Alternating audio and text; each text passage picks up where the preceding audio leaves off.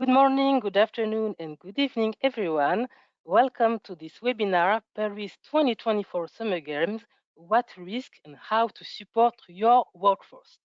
Before we start, could you please confirm me that you can hear us by typing yes in the question tab, please?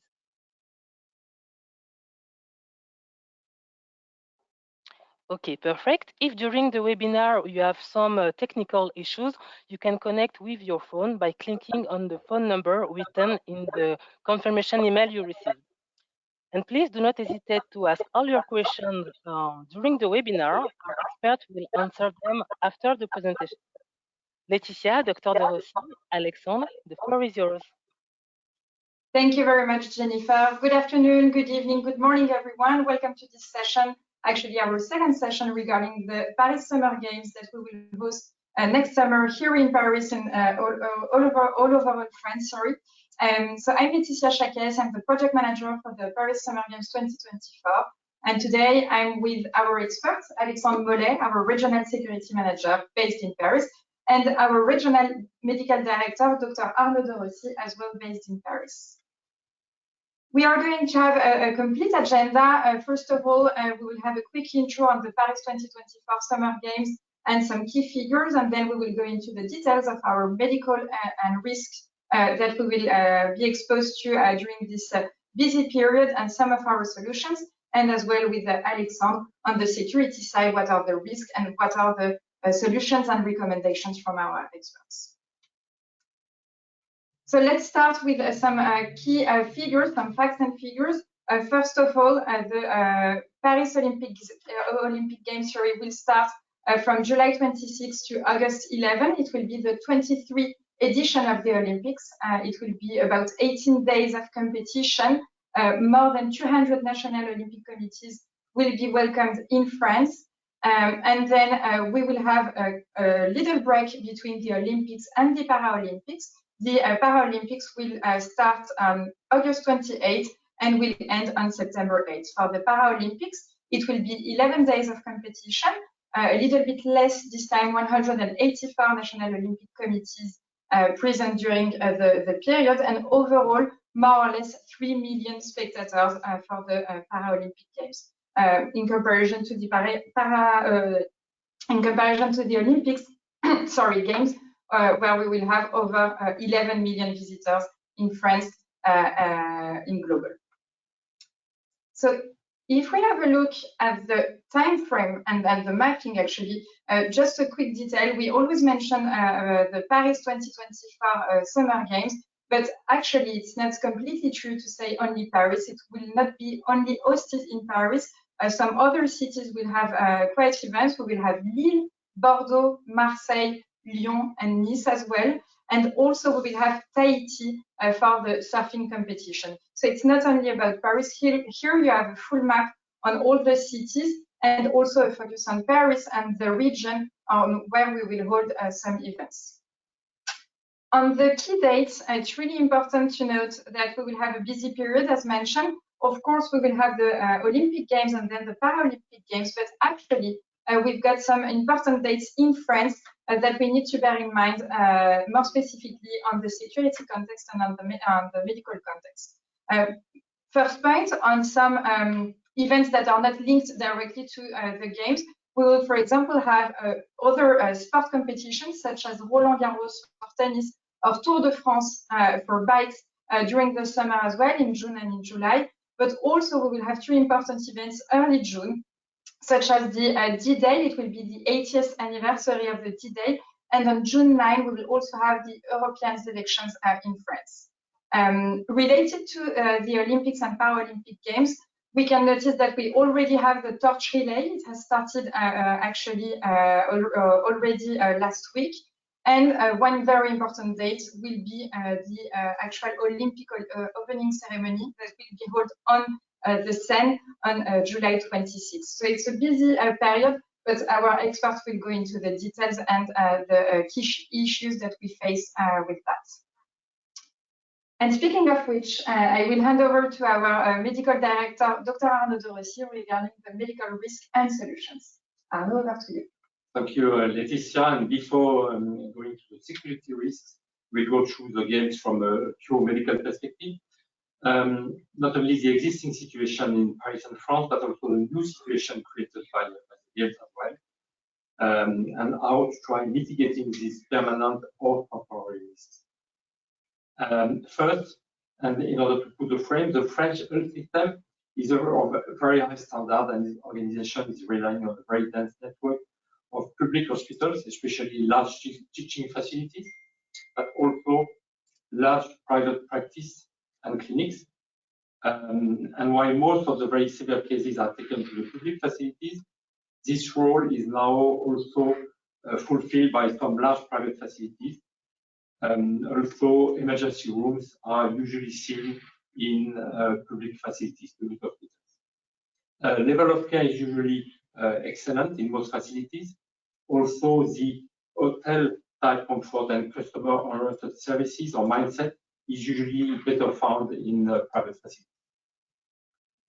One comment on these facilities, also the situation has been progressing over the past 20 years.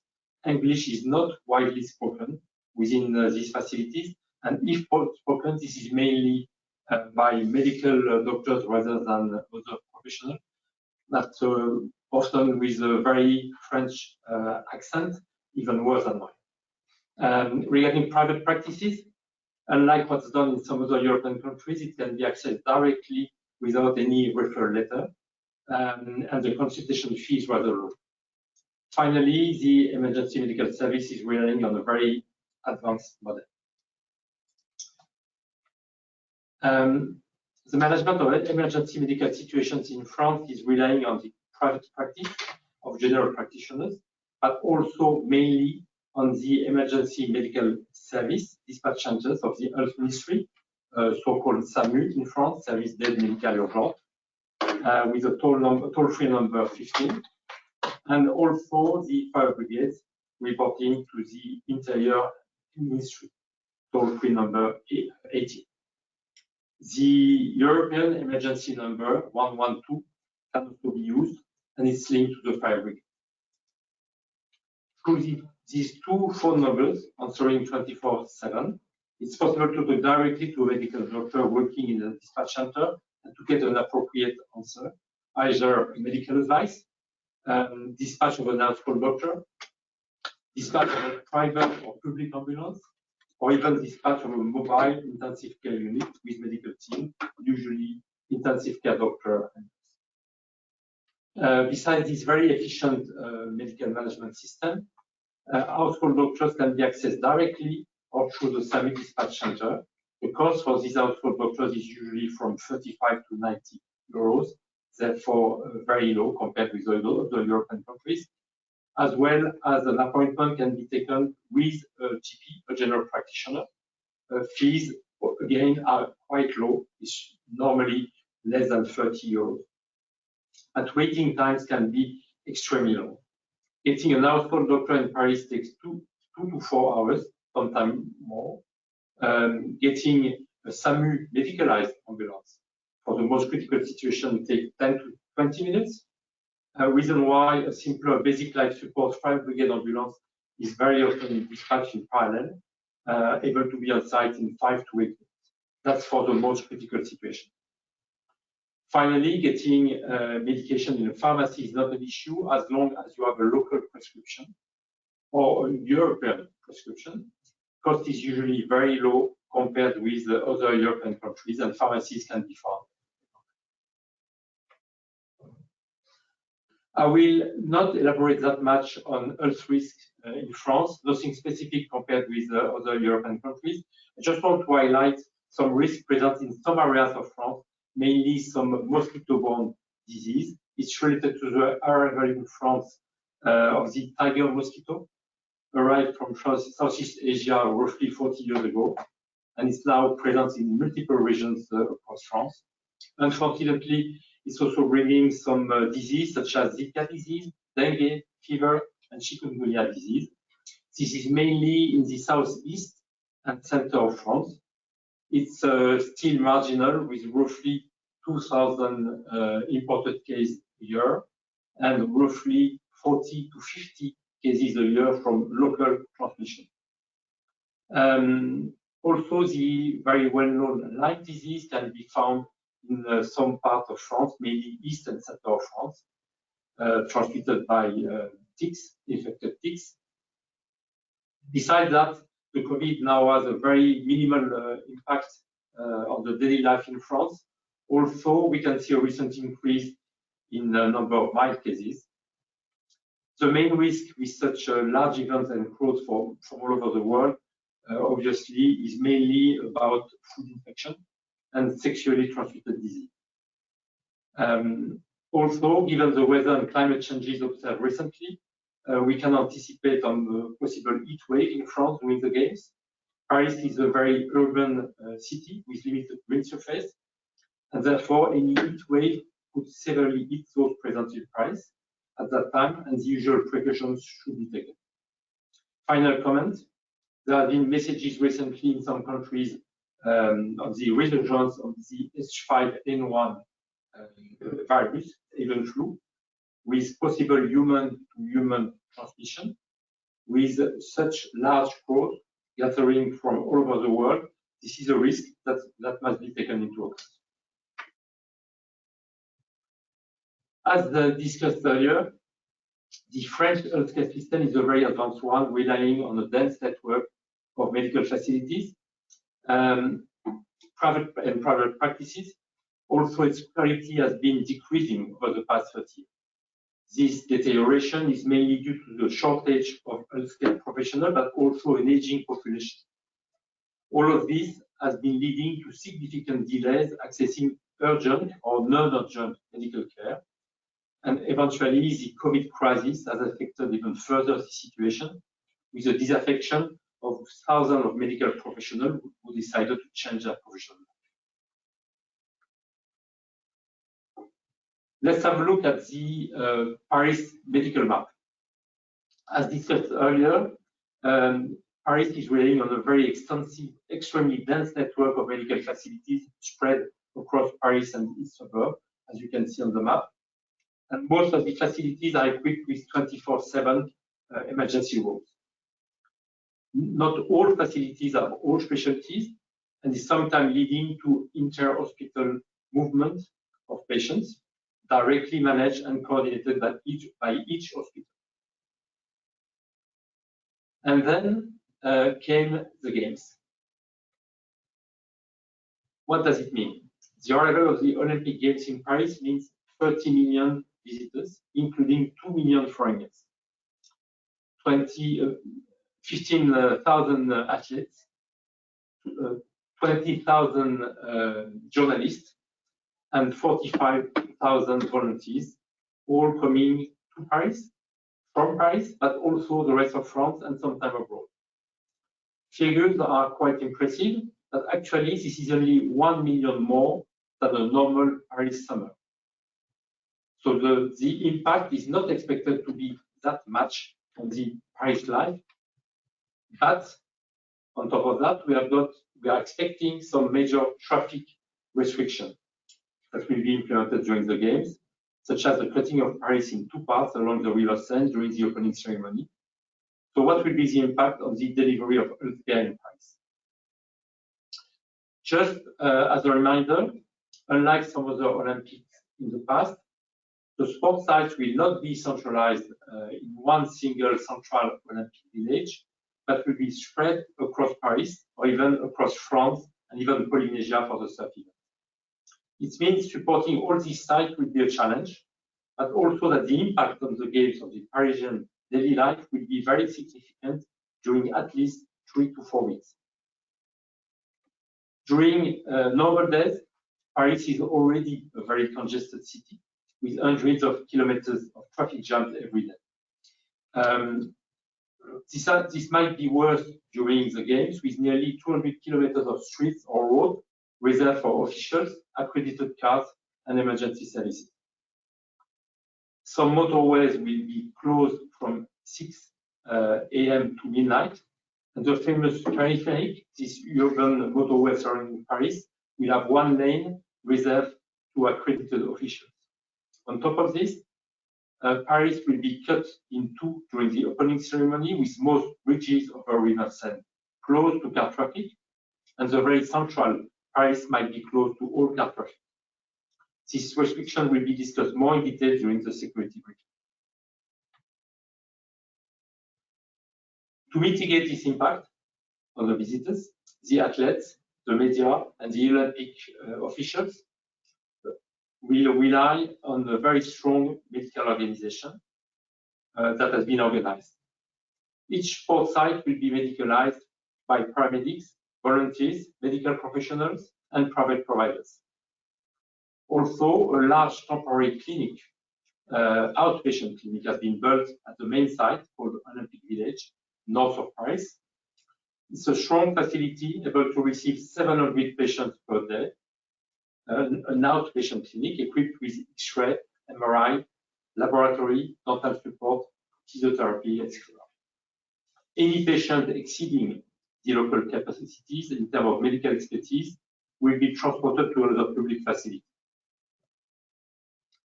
This will be coordinated by the Organization Committee Medical Dispatch in a strong interface with the public EMS.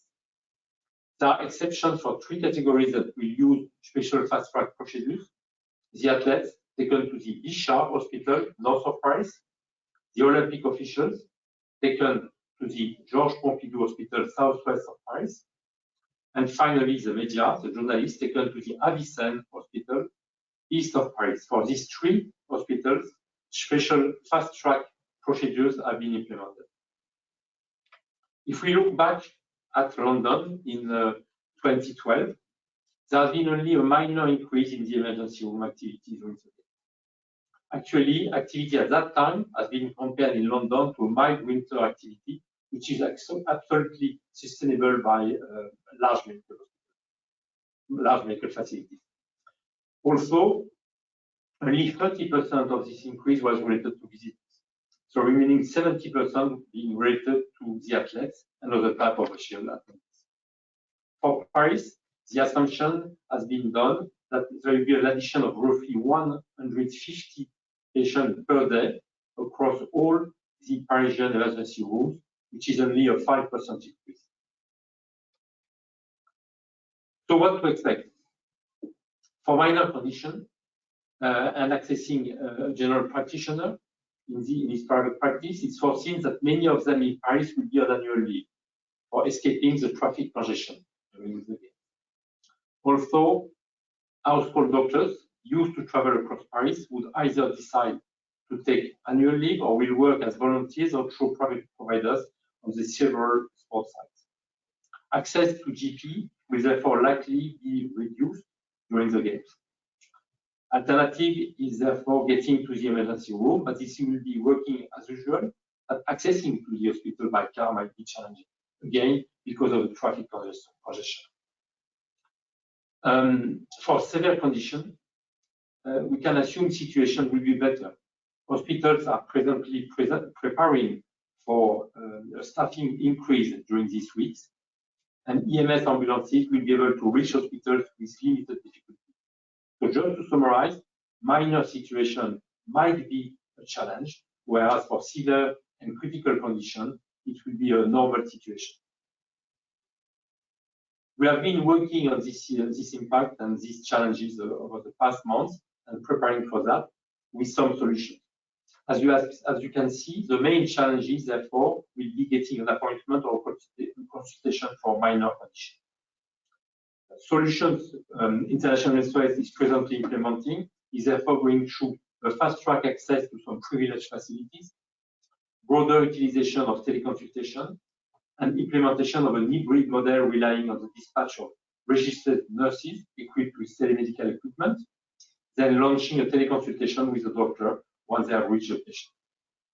Ultimately, our message for those patients who are an existing International SOS member is call the assistance center early. This is one of the best prevention measures, and it allows quick reaction time if faced with an acute medical incident. The floor is now to Alexandre, Vice Security. Thank you very much, Arnaud. So yes, indeed, I'm intending to give you a brief overview on the main threats that we are likely to face during the Olympic Games this summer. This will also be the occasion to speak about our recommendation and some solutions that we can identify so far. Very briefly, as you may know or imagine, Paris, as well as the whole France, actually, is rated as a low-risk environment. We can see on the screen the main threats that you are likely to face during this period. So obviously, those risks are actually pretty traditional. What is not traditional, though, is that those risks are unfortunately likely to be increased during the games. Next to these traditional threats, we also have logistical challenges which will be associated with this outscaled event, I would say. So very quickly for the first risk, which is actually crime. So as I mentioned a little bit earlier, Paris, as well as the other city hosting competition, is rated as a low-risk environment. Actually, petty crime, as in every Western European city, exists. This is the main illustration of criminality in our country. It's quite important to keep that in mind, considering that within the 10 most affected cities in the country about criminality, 6 of those will host competitions. So we are here speaking about Paris, Lille, Bordeaux, Lyon, Marseille, and Saint-Denis. So situational awareness should be highly recommended to international travelers who are actually the main targets for petty crime. So you can see on your screen a map identifying the most affected location, especially in the touristic place and the transport hub, rated in blue and orange on the map. The additional point, which is also important to note, is this red area in the north of the city, which is unfortunately more prone to more violent crime. It is rare, but it cannot be totally ruled out. And it's quite important to identify this specific area, considering its very strategic location, right in the middle of the center of Paris and Saint-Denis in the north, where many competitions will take place. The second threat that we are likely to face during the games is oriented towards socio-political issues as well as activism. And so this can be illustrated from many factors, which can be national, transnational, or even international. So very briefly, on the national scene, we are in France, we have strikes, we have protests, and unfortunately this year may not be an exemption. So obviously the Olympic Games are a very good occasion for many unions to engage in discussions and negotiations with the state. And so we are already reporting some strikes notice, especially from the main unions of the country, which could disrupt and affect the games this summer. Obviously, those unions are also likely to organize gatherings and protests, but they are not the only ones. We are also closely monitoring some transnational movements. I'm, for example, thinking about ecologist movements. We reported few groups such as, for example, Saccage 2024 or Le Revers de la Médaille, that you can translate as the other side of the needle. Some of these groups indeed, for example, have declared that they were intending to get hired false volunteers to disrupt the games from the inside. So even if those groups are not intending, at our knowledge, to conduct violent action, if those actions would be successful, it might cause significant disruption to the games. And it is also to note that this kind of group is also likely to plan some more targeted actions against organizations associated to the games organizations, such as the sponsors. Last but not least, as you may know, we are currently facing a quite sensitive international context. These can have consequences also in France with the organization of rallies and protests related to a few sensitive topics, including the current events in the Middle East region. Speaking about international context, sensitive context, This leads us, unfortunately, to speak about the terrorist threat. Very briefly, France has been, these past few years, the biggest target in Europe. This is a significant threat that we are facing, which should be taken quite seriously, because indeed the likelihood or the probability of an incident remains quite low. That being said, the impact in case of a successful attack happens would be quite high. So the main source of concern for our authorities is actually oriented towards some lone wolf attacks. Indeed, those ones are much more difficult to detect and so to stop on due time. That being said, there is also a resurgence, a growing fear about the potential for more sophisticated and coordinated attack during the games. Just to give you a little bit more context or overview, in France, there is a 3 levels scale rating the terror threat in the country. The French authorities lowered the threat level at the second earlier this year, but the recent deadly attack in Moscow, which led to the death of around 130 people, highlighted the risk of a more coordinated attack, even in country with highly professional intelligence services. And so this reminds us that some residual groups, such as, for example, ISIS, still have strong capabilities and might be able to plan such actions. So this threat is taken very seriously by our government. One of these illustrations is, for example, the recent confirmation from French President Emmanuel Macron that backup plans are existing for the opening ceremony, for example, with a plan B restricted to the Trocadero without the cruise on the Seine, and a plan C actually well contained within the Stade de France. Indeed, another illustration of this threat is the impressive security mobilization that we can see during the games. So you have on your screen some key figures. I won't enter too much in details, but as you can see, the figures are quite impressive. It is also to note that there is strong coordination and collaboration with other international partners, especially, for example, some European neighbors who are supporting us in providing some canine divisions who are very useful to detect explosive devices. We can also mention that this mobilization is scheduled on this way in terms of security deployment, but actually the mobilization already began internally with the screening of thousands and thousands of people supposed or planning to participate in the games organizations. And those massive screenings from our intelligence services have led to the exclusion of hundreds of them. So those were the main threats that we are likely to face during the games. Another key point during this in-person event will be the challenges in terms of infrastructures and logistics. I won't spend too much time on the accommodation section. Limited options are still existing. The prices are quite high, unfortunately, but it is advisable to every organization intending to send workforce in the country. If they have not booked the accommodation yet, it would be advisable to do it actually as soon as possible.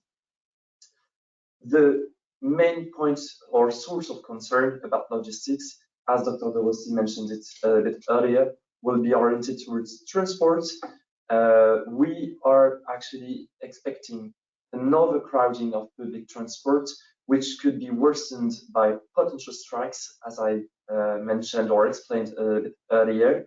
But also, as Dr. De Rossi said, we are also likely to face some major road traffic restriction with this Olympic route, for example, so this dedicated lane that you can see once again on your screen. But also we are expecting some pressure on the private options for people intending to move around the city. Another point to be noted about this is the implementation of even more restrictive measures put in place for specific events, such as very identified competitions. That's the case, for example, for the bike competition, but especially for the opening ceremony. As you know, this is a quite open and ambitious opening ceremony, which leads to strong measures such as strict airspace closure on the day of the opening ceremony. Beyond the road traffic restrictions, there will also be quite complex restrictions affecting also pedestrians. So you have here a map of Paris, which will be affected by the implementation of very specific zones that you can see on the map. Those zones are created to secure the games. That's the point with this impressive security deployment. It improved the security, it complexified the logistics. So those areas should be well identified by any organization intending to send workforce in Paris and its region this summer. So as you can see that the blue zones will be accessible to pedestrians, but will have some restrictions for vehicles, while the red zone will be strongly screening the vehicles. You will need to justify your entry in this strict perimeter. And then you have the last level, the silt protection perimeter, which is made to protect the sites of the competition, any trees in which you are likely to face security measures quite close to the ones that you are dealing with when passing the security in some international airports, for example. To complexify a little bit more those restrictions, it is to note as well that they will have different hours from a day to another. So very briefly, the blue and red perimeters will be activated every day, but 2 hours and 30 minutes before the start of the first competition of the day, and will be lifted an hour after the end of the last competition of the day. So our Minister of Interior recently announced that by mid-May, on 15 May, will be opened a website, a platform, allowing people to register to obtain a QR code. This QR code will be mandatory and needed for every people intending to move around the city. So I really encourage every organization to register for those QR codes. So indeed, as you have probably understood it, the key points will be oriented towards the anticipation and the preparedness, both for the organizations and their travelers.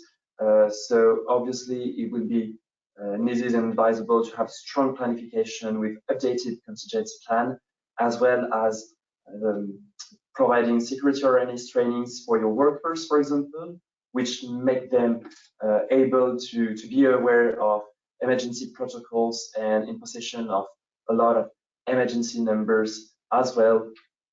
The key point also will be the monitoring of the situation, and for that, it is quite important to have access to some useful resources.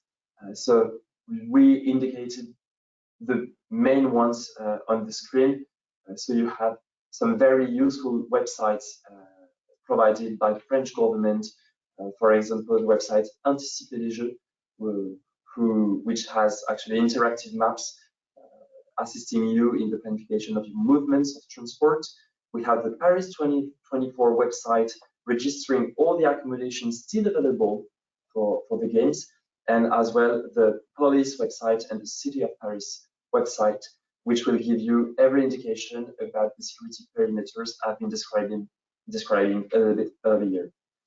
For international SMS clients, obviously, we are also providing a specific support, first by providing our, I would say, daily services with providing alert each time a security or logistical incident will be reported, also with our country guides, some analysis through our insight reports specifically dedicated to Paris Games, and also we are planning to have a dedicated desk in our Paris Assistance Center, just right behind me, a very comprehensive dedicated desk dealing only with Olympic requests and with medical, security, and operational teams all together. Thank you very much, Alex. And speaking of which, so I would like to go a little bit into the details and give you concrete examples on how we can support you and your organization during this busy period, as exposed by our experts. So International SOS is able to support you before the event, such as with concrete support like risk assessment according to your exposure, according to where you're based in the city, with providing you health and security expertise. It can also be for your employees and for your workforce going to participate or attend to this event through webinars, briefing sessions, or security awareness trainings, but also during the event with comprehensive assistance with both medical and security expertise, with a dedicated procedure and a dedicated outline for all your attendees, either international assignees, international travelers, or even domestic travelers and employees, but also with some support and concrete support on the ground via our medical team with on-site or standby medical doctors or nurses, 24/7, for example, but also with some security support on the ground, such as meet and greet, executive protection as well, and some secure VIP support. All of that will be, as mentioned by my colleague Alexandre, supported by our dedicated desk for all the International SOS clients. And if you have any question, feel free to reach out to us. We will be more than happy to welcome you into this assistance center to present you the full solution. And with that, we have ended our session today. We will still have a couple of minutes together to go through some questions. I can see that we have actually several questions regarding the transportation. So if it's okay for you, Alexandre, I would have one question for you. So what would be the most recommended method of transportation for the business travelers and for the employees to navigate the city and get to from events during this period? That's a good question. That's actually one of the main source of concern for everyone, and even for ourselves. Let's be honest, as individuals living in Paris. Actually, there is no one and unique solution, I would say. It is highly recommended to adapt the means of transportation depending on many factors. So basically, your location, the sites you are intending to reach, the profile of the traveler as well, obviously, the exposure of your organization. For example, the public transport might be really efficient indeed, but it is also likely to face significant disruption sometimes, and in any case, it might be quite uncomfortable. So, for example, in case of for a senior executive or VIP traveler, for example, we are much more likely to rely on a private option with the booking of a car and a driver. That being said, this solution will need to anticipate some additional time travel when moving around the city due to the road traffic restrictions we've been mentioning with Dr. De Rossi a little bit earlier. Thank you, Alexandre. Actually, I've got another question. So you kind of answered, but maybe we can go into the details. As mentioned, Paris Games will take place in a critical geopolitical landscape with the highest terror threats. Will there be specific measures by the government for the companies in order to promote working from home and reduction in traveling? You mentioned the website Anticiper les Jeux. Yes, that's a fact. More than being linked to the terrorist threat specifically, it is also deeply linked to the logistical challenges we've been presenting. So indeed, the French government has issued some measures or guidances, for example, in its website, Anticiper les Jeux. The purpose would be indeed to reduce as possible the use of public transport and major roads around Paris by the Parisians to get a little bit more space to international travelers and games organizers.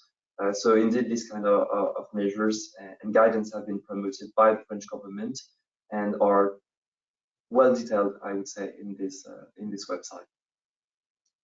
Perfect. Thank you very much, Alex.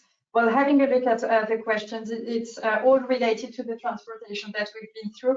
I do see many times the question regarding the presentation of today and the deck and the collaterals. You will receive just after this webinar a follow-up email with the recording and the deck, as well as some useful resources such as an insight report that has been written by our security team in English, so you will have access to all that collaterals. Anything that you would like to add on your side, Dr. Dorothy, Alexandre? All good? All good. Thank you so very I much. guess we are good. With that, we wish you all a very pleasant day. And Jennifer, over to you. Thank you, Laetitia. Thank you, Dr. De Rossi, and thank you, Alexandre, for these very clear presentations. And thank you for everyone who attended this webinar. You will, of course, receive the replay and other useful resource, as Laetitia just said.